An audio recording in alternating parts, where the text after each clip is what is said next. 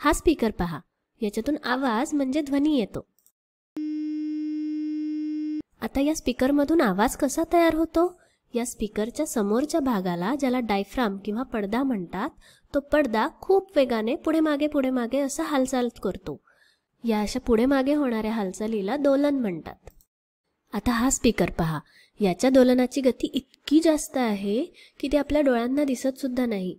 पण आपण जर यावर एक कागदाचा तुकडा टाकला तर आपण पाहू शकतो की तो पडदा हालत असल्यामुळे तो कागदाचा तुकडा अक्षरशः नाचतोय त्यावर. आता अजून एक मजेदार गोष्ट आहे का, या स्पीकरच्या पडद्याच्या मागे पुढे हालचालीमुळे, दोलनामुळे हवेतले कण सुद्धा मागे पुढे होतात. पण त्यांचं फक्त मागे पुढे दोलन होतं, ते स्पीकरपासून दूर जात नाही. असं कसं बरं? हवेचे कण सुद्धा जिथे आहेत तिथेच दोलन करतात. पण मग स्पीकरच्या जवळचे दोलन करणारे हवेचे कण आपल्या कानापर्यंत जर पोचतच नाही तर आपल्याला आवाज कसा काय बरं येतो?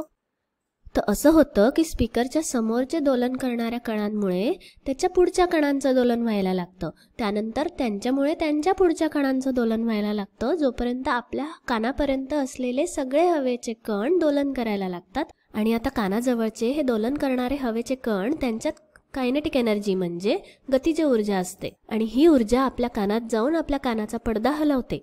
आणि या हालचालीला आपण आवाज म्हणून अनुभवतो. म्हणजेच या स्पीकरने स्वतःतली ऊर्जा हवेच्या माध्यमातून आपल्या कानापर्यंत पोहोचवली. पण हवेचे कण मात्र जिथे होते तिथेच आहेत. पुन्हा एकदा बघा हां, इथे संपूर्ण खोलीभर फक्त ऊर्जा प्रवास करते आहे, पण तिथली हवा कुठेही प्रवास करत नाहीये. त्या हवेतली छोटीशी ही अस्थिरता फक्त सगळीकडे प्रवास करते. खरं तर हवा किंवा हवेचे कण जर इथून तिथे प्रवास करत असते तर आपण त्याला आवाज नाही, वारा म्हटलं असतं, हो की नाही? आणि म्हणून आपण असं म्हणतो की आवाजाची लाट असते किंवा तरंग किंवा लहर असते असं म्हणतात. कारण यामध्ये लहरीचं मुख्य वैशिष्ट्य असतं. कुठलं? ते म्हणजे माध्यमाला हलवल्याशिवाय ऊर्जा एका ठिकाणून दुसऱ्या ठिकाणी नेणे. आणि माध्यम म्हणजे ही ध्वनी ऊर्जेची लहर ज्या पदार्थामधून प्रवास करते त्याला माध्यम म्हणतात. आता सामान्यतः ध्वनी लहरींचं प्रवास करण्याचं माध्यम हे सहसा हवा असते. पण ध्वनी लहरी पाण्यातून सुद्धा प्रवास करू शकतात. आणि तसंच धातू किंवा मानवी शरीर आणि हाडांसारख्या कुठल्याही पदार्थांमधूनही ध्वनी प्रवास करू शकतो. आता ही माहिती मिळाल्यामुळे आपल्या एका प्रश्नाचं उत्तर स्पष्ट होऊ शकतं. कुठला प्रश्न? आपला रेकॉर्ड केलेला आवाज आपल्याला वेगळाच का वाटतो? तर याचं कारण असं आहे की आपण जेव्हा बोलतो तेव्हा आपल्या कानापर्यंत जो आवाज पोचतो तो 2 मार्गांनी पोचत असतो. पहिला मार्ग म्हणजे आपण बोलल्यानंतर हवेतून प्रवास करून आवाज आपल्या कानापर्यंत पोचतो. आणि दुसरा मार्ग म्हणजे आपल्या चेहऱ्यातून, आपल्या चेहऱ्यातल्या हाडातून, मांसांमधून सुद्धा आपल्या कानापर्यंत आपला आवाज पोचत असतो. पण जेव्हा आपण आवाज रेकॉर्ड करतो तेव्हा हवेतून प्रवास करणारा तेवढाच आपला आवाज रेकॉर्ड होत असतो. आणि मग हा रेकॉर्ड केलेला आवाज जेव्हा आपण ऐकतो तेव्हा आपल्याला तोच आवाज ऐकू येतो जो बाकी सगळ्यांनाही ऐकू येतो.